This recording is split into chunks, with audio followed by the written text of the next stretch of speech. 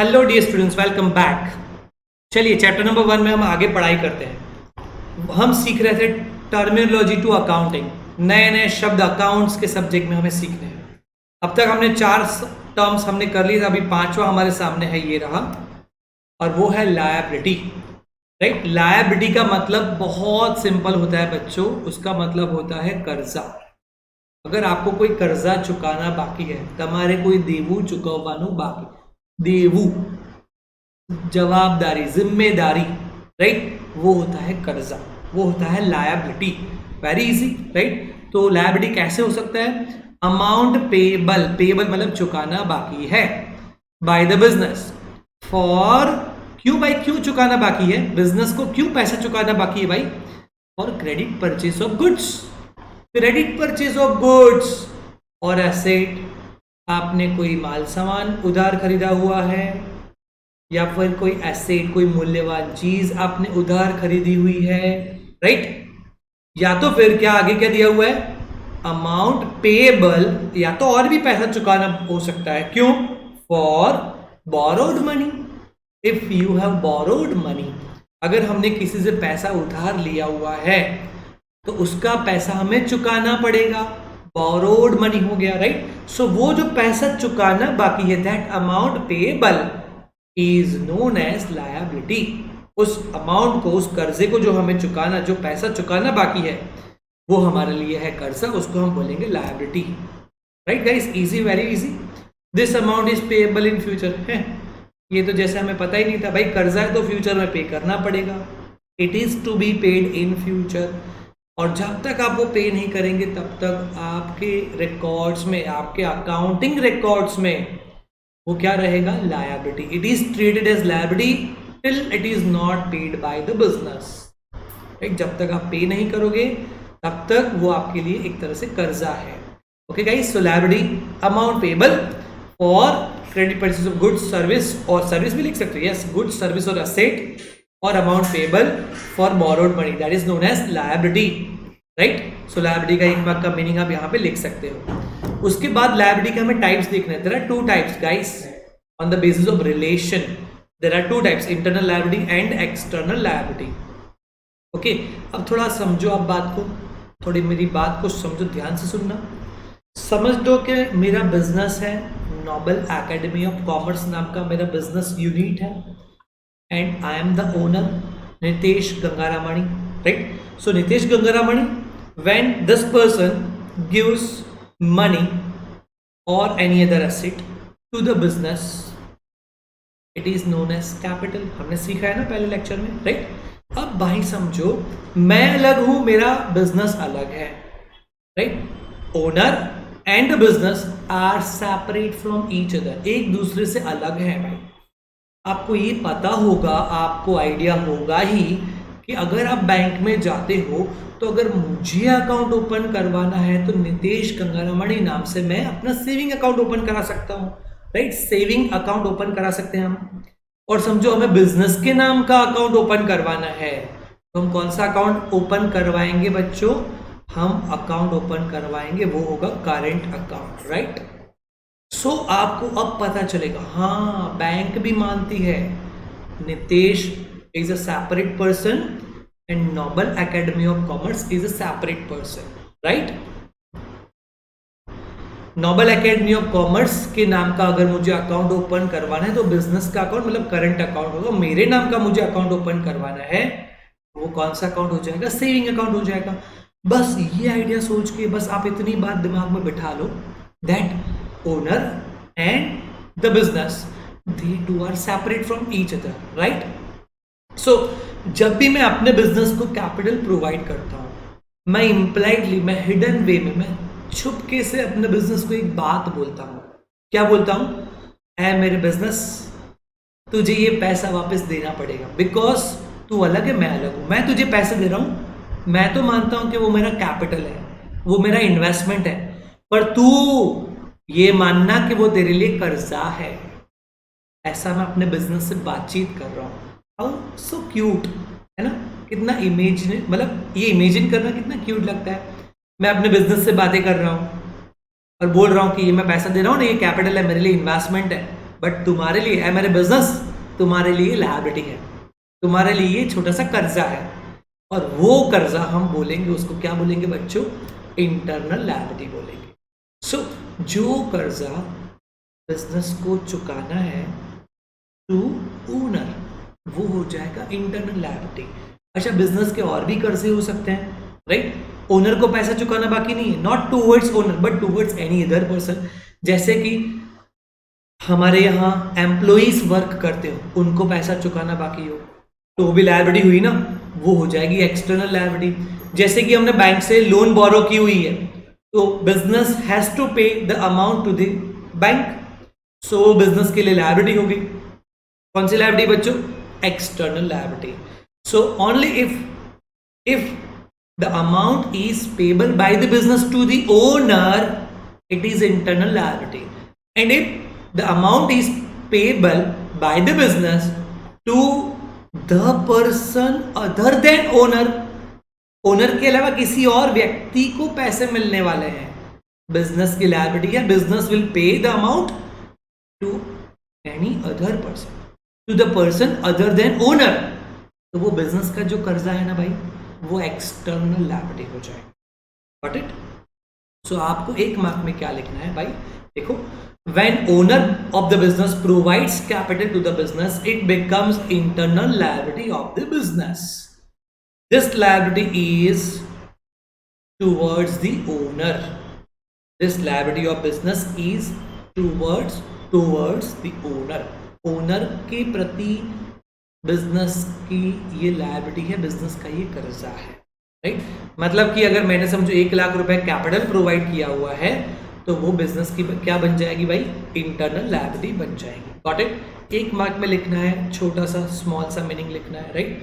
और आगे देखो, if the amount payable by the business to the third party, third party मतलब कोई और व्यक्ति, आप एज्यूम कर लो भाई, ओनर अलग है, बिजनेस ओनर अलग है, बिजनेस अलग है, इन दोनों के अलावा कोई और व्यक्ति, if any other party is involved and there is a liability of business, it is an external liability.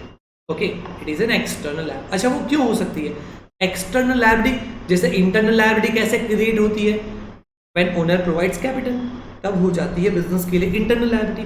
अब एक्सटर्नल लायबिलिटी बिजनेस के लिए कब होती है, when we purchase goods, service or asset on credit. So whenever there is a credit purchase of goods, asset or services, या तो फिर amount payable for borrowed money, अगर बिजनेस ने कहीं से लोन ली हुई है तो भी वो बिजनेस की क्या हो जाएगी, इंटरनल लायबिलिटी हो जाएगी, एक्सटर्नल लायबिलिटी हो जाएगी। तो गाइस, इंटरनल लायबिलिटी में आपको यहां से यहां तक लिखना है, या 1.5 लाइन, और एक्सटर्नल लायबिलिटी का भी मैंने टिक मार्क कर दिया, यहाँ से यहाँ तक आप 1 मार्क का लिख सकते हो, राइट? फॉर एग्जाम्पल अगर देने हो एक्सटर्नल के, तो ₹50,000 बोरोड फ्रॉम बैंक या फ्रॉम भावना बेन, राइट, और फ्रॉम एनी अदर पर्सन, क्योंकि ओनर के अलावा किसी से भी आप पैसे ले लो, तो बिजनेस की कौन सी लायबिलिटी हो जाएगी, एक्सटर्नल लायबिलिटी हो जाएगी। अच्छा, आपने 2000 का माल सामान उधार खरीदा, goods of ₹2,000 purchase on credit, तो वो सारी आपकी क्या हो जाएगी, outstanding, I mean external liability हो जाएगी। आगे है ₹1,000 outstanding for payment of rent, समझो मुझे रेंट का पैसा चुकाना बाकी है, आउटस्टैंडिंग मतलब it is yet to be paid, outstanding for payment है ना, मतलब येट टू बी पेड, अभी भी पैसा चुकाना बाकी है। ओके, सो इंटरनल लायबिलिटी क्या होती है, liability of business towards owners, और एक्सटर्नल लायबिलिटी क्या होती है, liability of owners, liability of owner towards third party, liability of business, दोनों में ध्यान रखना, liability of business towards owners, liability of business towards third party. So that's our internal and external liability respectively. अब बहुत easy है, थोड़ा आपको मैं समझ सकता हूँ, थोड़ा सा समझने में टाइम लगेगा, ये चीज़ को वापस रिवाइंड कर लेना वीडियोस को, राइट?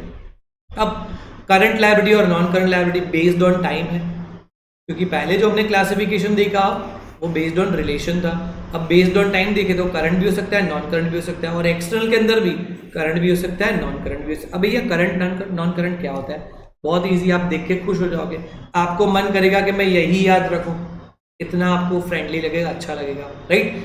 भाई पहले मैं अपने हिसाब से समझा दूं। अगर समझो बिजनेस ने कर्जा लिया हुआ है, अगर बिजनेस ने कर्जा लिया हुआ है और वो कर्जा बिजनेस को 1 साल के अंदर, 1 साल से कम समय में चुकाना पड़ेगा, it is current liability, it is short term liability. और अगर बिजनेस ने कोई कर्जा लिया हुआ है जो बिजनेस को 1 साल या उससे ज़्यादा समय का, उससे ज़्यादा समय है, उससे ज़्यादा टाइम है बिजनेस को चुकाने के लिए, right. If the time period of the liability is 1 year और more, it's our non current liability, it is our long term liability. But it guys देखो बहुत बढ़िया है, मज़ेदार है। A liability which is to be paid within 1 year by the business is known as current liability, right? ठीक है, 1 साल के अंदर जो बिजनेस को पैसा चुकाना पड़ेगा, जो कर्जा चुकाना पड़ेगा, वो है बिजनेस की current liability. It is also known as short term liability. Okay, ये अनदर नेम इज गिवन। इसके एग्जाम्पल्स, भाई आप गुड्स परचेज करोगे तो नॉर्मली आपको 1 हफ्ते, 2 हफ्ते, 1 महीने, 2 महीने ऐसा कुछ टाइम मिलेगा, राइट। अच्छा, कोई खर्चा चुकाना बाकी, जैसे कि इलेक्ट्रिसिटी बिल इज आउटस्टैंडिंग, तो वो भी आपके लिए क्या हो गया, कुछ समय में, कुछ दिनों में आपको चुकाना होता है, तो वो आपके लिए शॉर्ट टर्म लायबिलिटी, 1 साल से तो कम ही है ना भाई, short term liability, current liability हो गया, राइट। लायबिलिटी, अच्छा 1 मार्क में इतना लिख सकते हो, ठीक है। अब देखना, अ liability which is to be paid during the period of more than 1 year, 1 year or more, right। 1 साल या उससे ज़्यादा समय है आपके पास पैसा, कर्जा मतलब चुकाने के लिए, that is known as non-current liability, another name is long-term liability। okay, so आपको अगर लिखना हो तो आप यहाँ पे almost 2 lines है, मीनिंग लिख सकते हो, राइट। जैसे कि bank loan, normally bank loan that's a long term liability. अच्छा भैया, बैंक ओवरड्राफ्ट अगर हो ना, बैंक ओवरड्राफ्ट, तो वो आपके लिए normally short term liability. Bank loan that's your normal, in normal scenario it's your non current, it's your long term liability. Okay, आगे हम सीखने भी वाले हैं ये सारी चीज़ें, पर एग्जाम्पल्स आप कुछ याद रख सकते हो। डिबेंचर्स, अभी मत पूछना क्या है, आप OCM सब्जेक्ट में, आप organisation of commerce and management में फॉर्म्स ऑफ ऑर्गेनाइजेशन पढ़ोगे, उसमें कंपनी क्या होती है, उसके सैलिएंट फीचर्स क्या होते हैं, उसमें आप पढ़ोगे शेयर्स, डिबेंचर्स, ये सारी चीज़ें आप पढ़ने वाले हैं, right.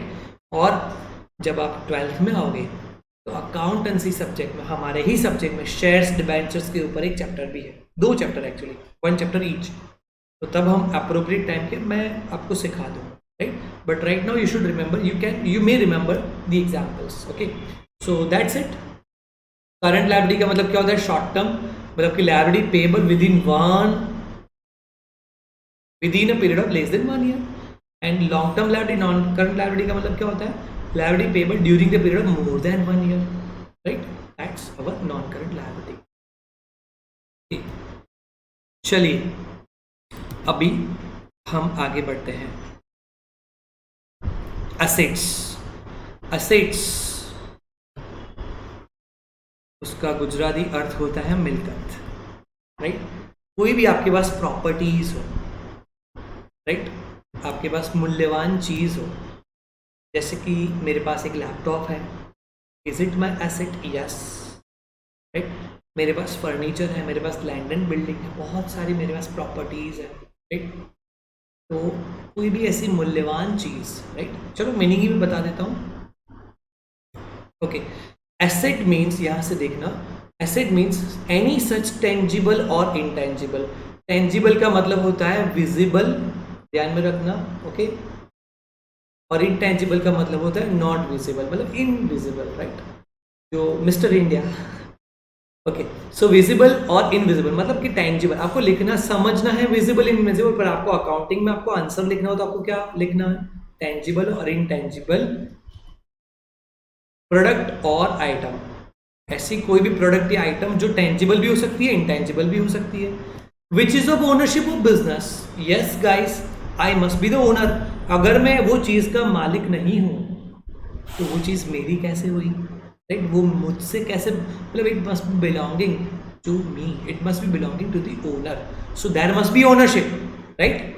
And has some economic value, has some financial value, has some monetary value, उसका कुछ मूल्य होना चाहिए।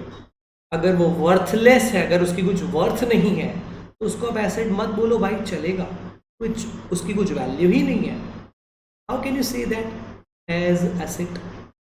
उसका मूल्य अगर है, आपको फायदा करती है, आप उसके ओनर हैं, वो टेंजिबल इनटेंजिबल हो सकता है, दैट्स अवर एसेट। ठीक है, तो एसेट के मीनिंग में इतना हम लिख सकते हैं। ओके, और भी आगे लिख सकते हैं, asset means economic resource which are held by owner, which are owned by owner, और जिसमें से हमें there is expectation of economic benefit to the business in future. Future में जैसे कि मेरे बिजनेस में मैंने फर्नीचर रखा हुआ है, तो क्यों रखा हुआ है? क्योंकि उसमें से मुझे फ्यूचर में कुछ इकोनॉमिक बेनिफिट होने वाला है। मैं अभी लैपटॉप से पढ़ा रहा हूँ, मैंने लैपटॉप खरीद के रखा हुआ है, बिजनेस के लिए मैंने खरीदा हुआ है, right? So why I have purchase? Because I am expecting to avail to get economic benefit from such things, from such items. It is tangible, I can see the laptop, right? So it is my tangible asset. ठीक है, बाकी एक mark में आप इतना meaning लिखोगे तो भी चलेगा। आगे एसेट का क्लासिफिकेशन दिया हुआ है, एसेट का मीनिंग दिया हुआ है, non current asset, current asset, fictitious asset. बच्चों वो हम देखेंगे नेक्स्ट लेक्चर में। ठीक है, अभी के लिए इतना ही। टेक केयर, बाय बाय, जय हिंद, जय भारत।